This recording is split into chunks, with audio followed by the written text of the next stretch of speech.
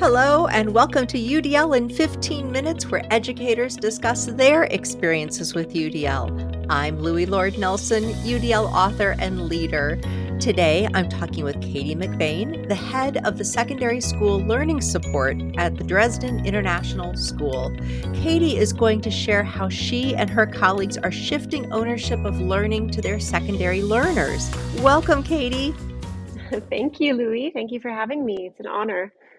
Oh, you're so welcome. You're so welcome. So I'd love to hear a bit about your background and how you learned about UDL. Sure. So this is my 13th year now as a learning support teacher at an international IB school, my 18th in education Wow. overall. So I support students in the secondary school, primarily in grades 6 through 10, and we have a few students in the diploma program who I check in regularly with. And I learned about UDL actually through our former head of learning support and mutual and esteemed colleague, Beth Stark, who is now Yeah. pursuing her dream and passion as a UDL consultant. So I really owe it to her for laying the groundwork for so many of the great shifts that have occurred recently in our department and school. And I feel very, very fortunate to be part of an amazing team of 4 dedicated learning support specialists. And we all really draw strengths from each other. So it's a really great team.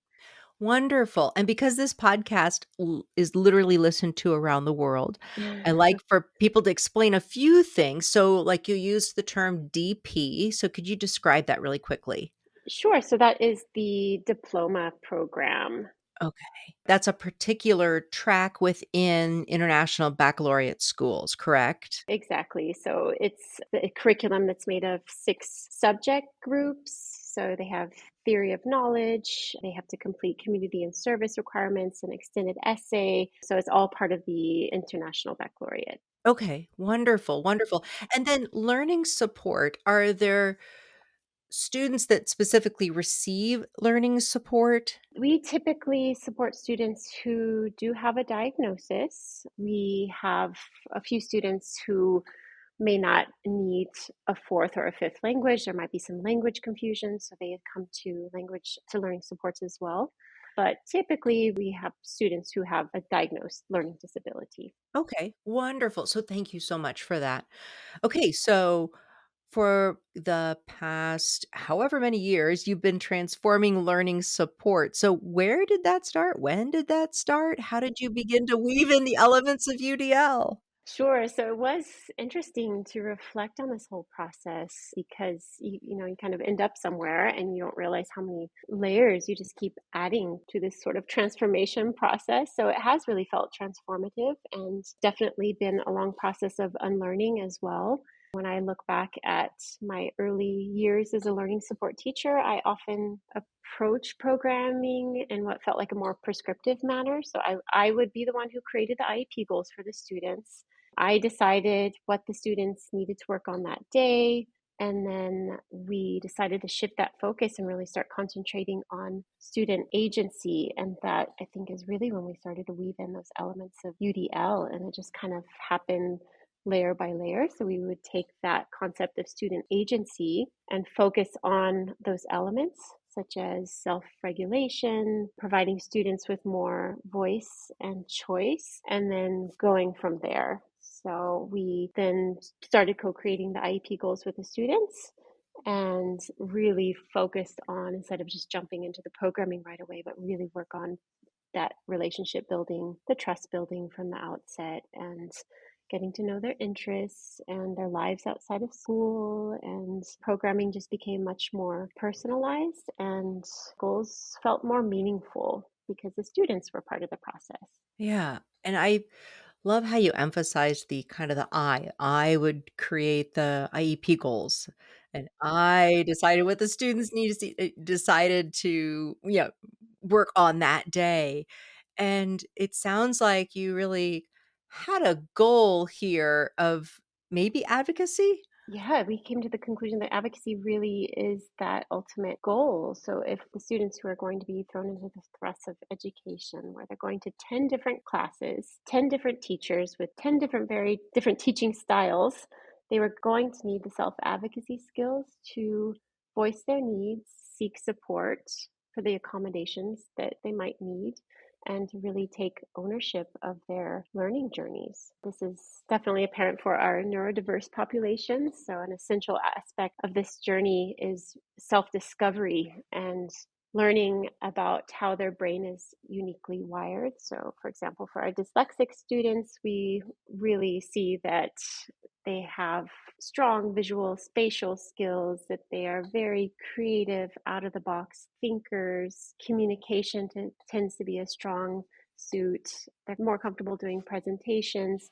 So we really try to use a strengths based approach and emphasize those strengths rather than deficits, and also take time exploring all the different self-management tools out there. So some students might be more comfortable with the traditional paper planners, but we also make sure that they explore Google Keep or Trello or just other forms of self-management and self-regulation strategies.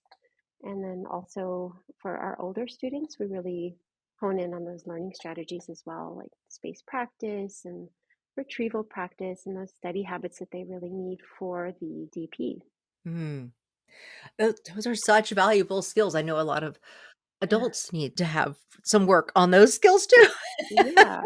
Yeah, they're skills for life, They really. really are, and then to be able to recognize that they're going to use those tools differently in those different courses and in different contexts around their lives, and Mhm. so, I know, for example, I use different calendaring skills based on the thing that I'm working on. When Mhm. I'm doing house stuff and I have a house activity, I keep track of that very differently than how I keep track of what I need to do for work. It's very different, and it's not because there's no one watching me, not per se, it's just how I keep track of what I want to accomplish and remember the different things.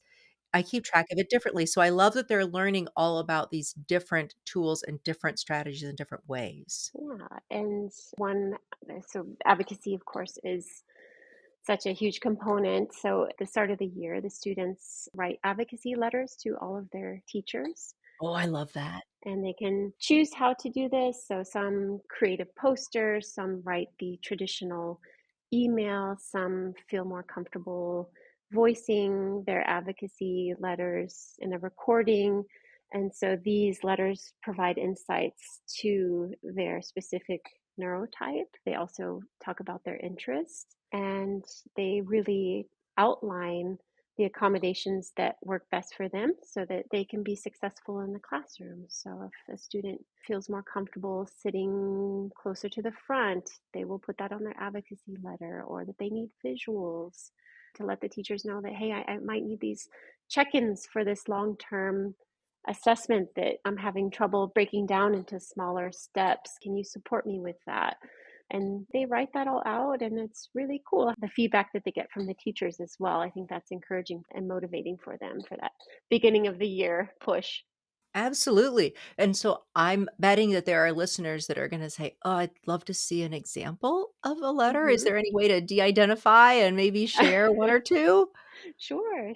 Oh, that would be great because I know people would love to see that, and hearing the student voice, and then what I love about it also is that it's requiring our colleagues to also take part in a bit of a shift because we've all come through education where the teacher is the leader, and so it is that kind of self-centered, "I do this, I create this," and then to receive a letter from a student saying, "These are things that work really well for me."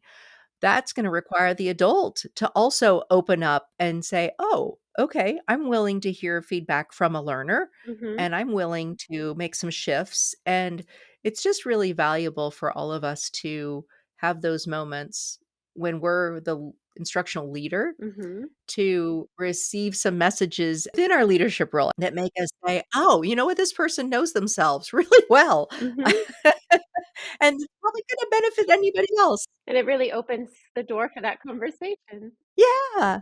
Okay, so was there any part that was more challenging for the learners to take on when it came to this advocacy? I think it depends on student readiness. Mm, We mhm. really have to meet students where they are. For example, we might have some families who choose to not disclose their child's diagnosis with them, or they don't want their child to learn about their diagnosis right away. It could be cultural based, it could be that they're just not ready yet, and we have to respect that.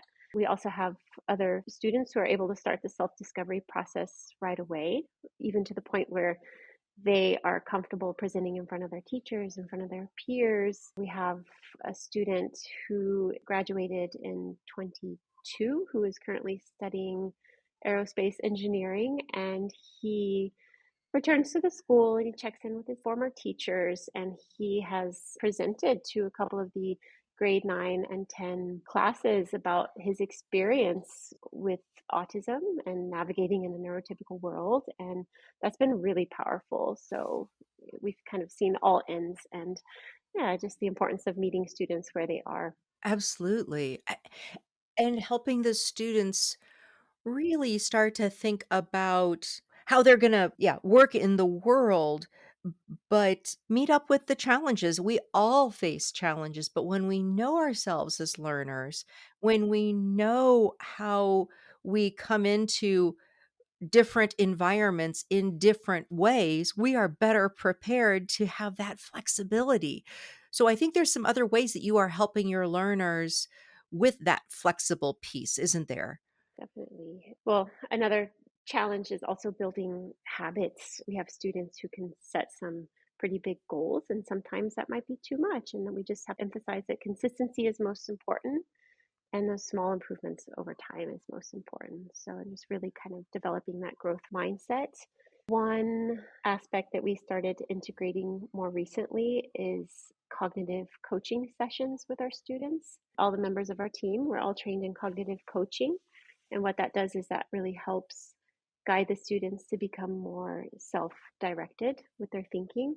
It really empowers students to mediate their own thinking, their identifying steps towards meaningful goals. So, not just the IEP goals that we set at the beginning of the year, but learning goals or a self management goal or just something that they want to improve. We are not there to give them any advice. We are not there to judge them whatsoever. We are there just to listen deeply, to paraphrase what they are saying, to pose those thoughtful, mediative questions that they normally wouldn't ask themselves. It's been a really empowering experience. So we've seen it through the cognitive coaching, that process of setting goals and really reflecting on them has become more meaningful. So I don't know if that's because they're more connected to their interests or because of that ownership piece, or perhaps they have a good foundation of self-awareness already, but it's great. I mean, we use it as a team as well. So if we feel stuck as a team, we'll ask each other for a coaching conversation, and then we just begin the cycle of ongoing reflection. Yeah. I love how you're using that tool as adults within the planning and helping students look through, like you just said, ways that are going to empower them to mediate, really think about their own thinking. That's the reflective process that we all need to go through. And we have to practice those things before we get into those highly stressful situations. It is. Oh, Yeah. yeah, we know that that practice really benefits us. It's a skill. It really is. Absolutely. Oh my gosh, it's so valuable. Katie, I thank you so much for this. You've given so many good ideas, and people are going to be enthralled with them, I'm positive. So we look forward to seeing some of those examples of the learner advocacy letters, and those will be available with the YouTube portion of this podcast. But thank you, thank you, thank you for coming on and sharing this. Thank you so much. It was such a pleasure. You're very, very welcome. So, for those listening to this podcast, you can find supplemental materials like images, a transcript, and an associated blog at my website, which is the udlapproach.com/podcasts. And finally, if you have a story to share about UDL implementation for UDL in 15 minutes, you can contact me through the udlapproach.com. And thanks to everyone for your work in revolutionizing education through UDL and making it our goal to design for learner agency.